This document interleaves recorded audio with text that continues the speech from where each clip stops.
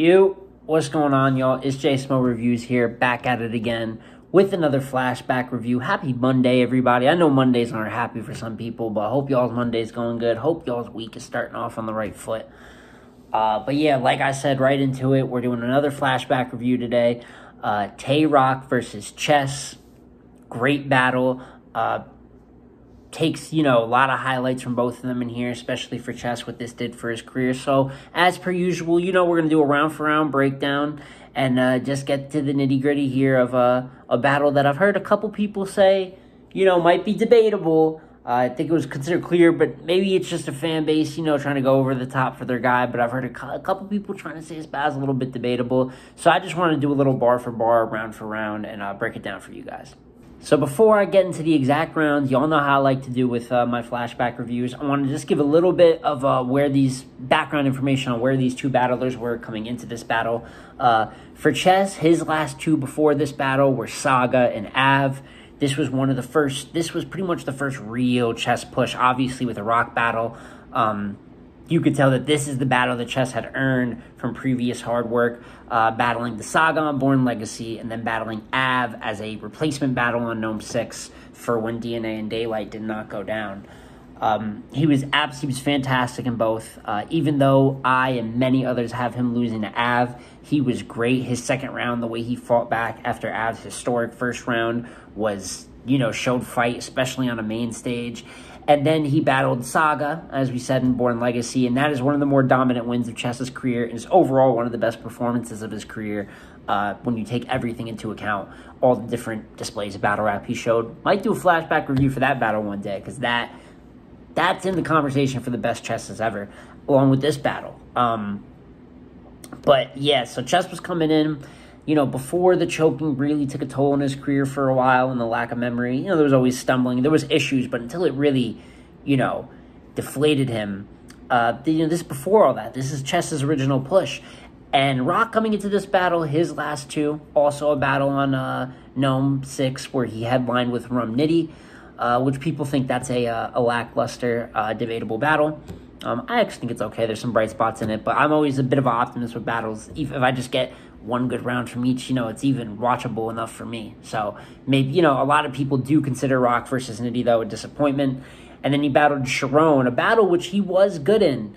I thought Roc was really good versus Sharon, but I think Sharon got him clear. So it's funny how both of them, you could debate they're both coming in 1-1, 0-2, but both on top of the world, and this battle obviously just meant a lot more for the two. Not the other battles that were mentioned here didn't mean anything, but Chess versus Roc had been asked for from the fans for a while. It's just a match, same way that Easy versus Chess was just spoken into existence. People wanted it. It was just a matchup that we knew had to happen as Chess grows, and by the time it was announced, everyone knew going into this NOME that this was going to be the battle to look out for, and now to break down the rounds.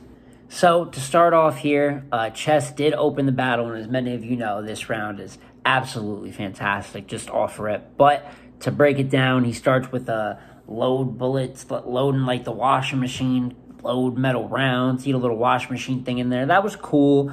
Took the hoodie off, started slow. He said, silencer, I stuck my nose in it like somebody else's business. That was fire. And there was definitely, Chess, there's little bars between everything, so I don't have every single bar written here, of course, but it was slowly heating up. He's hitting more, substantial punches. I won't hesitate to handle Roc like I'm better with my stutter step. I started his fucking head, hit his fucking chest, then his stomach next, then hit rock bottom. He got nothing left. Fantastic. I mean, just back-to-back, the stutter step. Hit rock bottom, he's got nothing left, just a super haymaker. He follows that up with a wrestling bar, stone cold, his whole skull on his fucking chest, losing his mind. There's a difference in the juice I got, bro. Concentrate, concentrate, that was dope. As soon as my queen shoot from far Roc away, now I got the K on Roc like I'm spelling it the proper way. It's just chaining haymakers and haymakers together. Bullets go through the skinny and fat people that switch you, through thick and thin. That's why they stick with me through the hard times. Fire. And then obviously, the quotable, he gonna hit me with his heater. Hell no. We ain't seen Roc put an arm on Chess since the people's elbow. And I know it sounds like I'm just running through bars here, y'all, but it's incredible how many haymakers Chess had at his first. Performance-wise, everything. When you hear about why people love Chess, been critical of him, I don't think he wins a lot. I think he rather kind of loses more battles than I would like from a top tier. But his talent is so undeniable. When you see first rounds like this is why he's so cherished by URL and by the community, man. It's just at his peak. This is the all-time greatness that we're seeing in a round like this. People's elbow, one stopped Blackened, the other went crazy. Raven Simone, Orlando Brown, crazy. Open up Roc with a dum-dum. Patrick's house. So many bars to talk about. One of the, obviously, I still think to this day is the greatest round of Chess's career. I think Chess's first Roc is great. And Roc's first was not bad. Heard you were battling Sir Roc and it got to your stomach. Chess throws up. Cal, obviously, battle showed that. So there was a little bar about that. Exit wound the size of a trumpet. Sweep the whole room and see sweeper go and see dust panning through the room. That was dope. For thinking this kid Roc, he'll get hit with a limp biscuit. Bald head, smack domes. Little boy, act grown before I break a half zone in your backbone. You lost to DNA, and I got DNA on my hammer like Taxstone. That is obviously the bar that people take away from Roc's first most of the time in this battle. And then you get a couple, little bars here. Black 40 with the glove. Kemp and Peyton shit. 2 hands on the arm like it's an Indian burn. So Roc's first wasn't bad. There's definitely some bars to take away from there. Even a highlight haymaker. But it just goes without saying. Chess got the first clear. Monumental round. Career-defining round even to this day for Chess. So, it was Chess 1-0 clear going into the second round. So back on Chess here. He comes out talking about Clean Paper's famous drag queen bar versus Roc. And he said, Chess has been whooping your ass since back then. Cool little flip of a classic bar. He had a 5-ring Tom Brady pointing around, like throwing darts, which I actually like that bar a little more than some of these other punches here.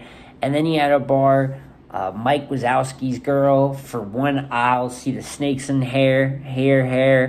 I do not like that bar. And just I want to point out some of these punches that aren't necessarily bad, but it just goes to show the editing issue that I feel like Chess has, where it's just, and as we're going to go on, we're going to talk about more haymakers he's had. And even his first round, which was like a 10-minute round. Chess had very long rounds in this battle. Definitely something to note.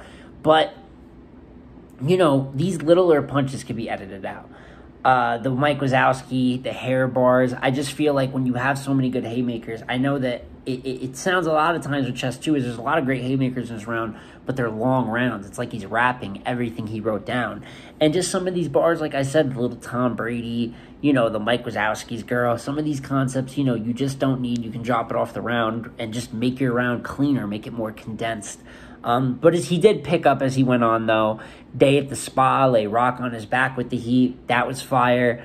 And then, oh my God, this bar right here, this is where long setup, and it goes with a payoff. This is where Tay digs his own grave for trying to be the best man. Tay digs, the best man. He jumps off stage after this humongous crowd reaction, super duper haymaker for the Tay Diggs bar. And a creative flip. I don't know how many other Tay Roc, Tay Diggs flips I had heard before that, but that was dope. Serial number on the gun looks like a Wi-Fi password, fire.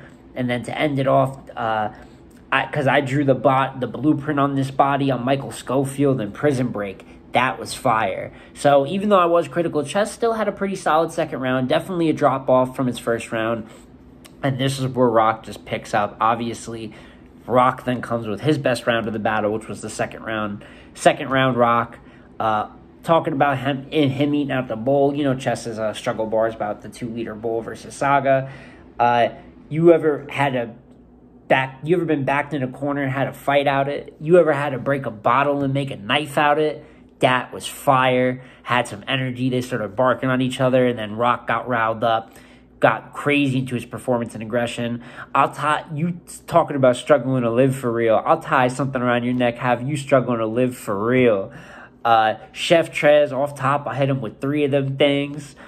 put your face in front of a Mac like it's a screensaver. These are all fire bars that I'm naming off. I know I'm not saying haymaker or designating levels, but I just got to get these all out. Thought he was safe at his mom's crib, caught him slipping on the porch like a dream chaser. This is around when the Meek Mill video came out of him slipping in the snow down his mom's stairs. Shooting, almost took smack, white out, my mistake, fire. If you don't book, you'll lie buried with your head on the shelf. A little library scheme thing in there, a couple references. Hit him with the deuce with the strap dumping. Then when he's down, I'll reduce him. I'm trying to subtract something. After this, chest won't be the same. It's a breast reduction. Fire. So he just was hitting on all cylinders from the beginning of this round to the end. Classic Roc round to follow the classic chess round, which had this battle, like I said, going into the third round, it was looking like they just had to bring this home for it to be a classic. They had both clearly gotten around going into the third. So here we are, final round, 1-1, and it's back on chess.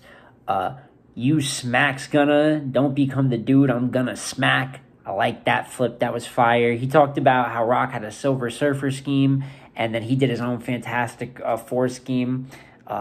This bitch invisible, fire tops. This is fantastic. Fantastic 4, this thing a body rock. I'm a big Marvel fan, so I'm mad at myself for fucking that up. I don't have it down written word for word, but he had a dope Fantastic 4 little scheme in there. That was a haymaker. Dudley boys, 3 the D's crashing through Tay's bull, Tay's boy, table, the 3 wrestling, the 3D, the move. These shots increase the beef like a Mondo burger, fire. So I look like Michael Blackson getting jiggy with it, slid his shit. Now he's Michael Jackson in the Thriller gimmick. Oh my God. That was fucking fire. Performance bar. I mean, that is special. You know what I'm saying? Just certain bars you're always going to remember in history that were special. That Michael Jackson Thriller gimmick shit was fantastic. Even Roc in the moment gave it a humongous reaction, was blown away. Everybody was blown away with that. But this is what's so tough, is when it looked like chess was having a repeat of his first round. Begins to stumble. There's a lot of stumbling. Kind of leads to some dry spots. Some bars are just here and there. And it stinks. It sucks to see the stumbling, fuck him up here. Because up to that point, I mean, he was reaching. It looked like it was going to be another one of his first rounds. He goes into this story about Roc's mom crying at the crime scene. And for those that have seen it, I'm not going to do the best job of explaining it just here in this video. You'll have to watch the battle for yourself. But he tries this storytelling thing and it just doesn't go over well. It's a complete air ball. He's kind of stumbling through it or pretending crying. I don't know. But it is a very awkward, about 45, 50 seconds of the battle. Completely deflates his round. He then starts to take an angle on Roc team hopping. Got a little bit of real talk in there. I didn't know if my boys were safe. I was just trying to touch base with them. That was dope. But, it's tough to see stumbles and, memory and things that aren't just, the raps fuck up chess there. So it looked like it was going to be a fantastic round. Ended on a pretty rough note. And then Roc is just comes in here talking about, I could have put dick in your mother's box and made you a crack baby. What's that? The son of Roc? That was cool. Give him $150. Now you and Steams could smile like brothers. That was hard. They found his eyeball, but he killed him. Cut the body up. They found his eyeball in his zip. He don't need a scale. Bagel bite. You're going to beg and bite in a hard round, and then your bacon bite. I'm butchering it. I'm definitely butchering it, but it was a bagel bite scheme. Definitely a haymaker. I came to get under chest skin like Vicks Vapor Rub. Teeth pop out like a champagne cork. They won't fit back in. And when we're talking about consistency, just clean delivery, it sucks because I've heard little talks about people, I prefer chest material more in the third or whatever. You can't get over somebody doing something that detrimental and just completely deflate the momentum of the round. I just don't. It's something that I think objectively you can't look over. And that is why I gave Roc the second and third round of this battle clear. Fantastic battle for both, but I did come out with Roc 2-1 clear over chess on NOME 7. And that'll do it here. End of another flashback review here for Tay Roc versus chess. just to reiterate, I had Roc second and third clear. I gave Chess the first clear in a really, a dope classic battle. And even though I did think Roc won the battle clear, thought he won it pretty objectively, this is still a career highlight for Chess too, which goes to show that, I'm a big W's and L's guy. I love the sport part of battle rap. It's a big part of why I enjoy it and, what makes me a fan. But in battles, you could have a battle like this where even though a guy, I feel like, won clear, it was just fantastic on both sides, and it does good for both. Net positive, it adds to both stock and adds to their catalog. But like I said, y'all, it's the end of this one, but look out this week. I got a new series coming for you guys. You'll see it when it drops. I think that you guys are going to like it, so be looking out for that. And I got some other stuff, news. I'll have Kings versus Queens predictions out and all that stuff. But, like, comment, subscribe. Let me know down below how you feel about the battle, who you winning, if you think this battle's a classic, just any of your opinions on it. But hope you all have a fantastic day, and I'm out. Peace.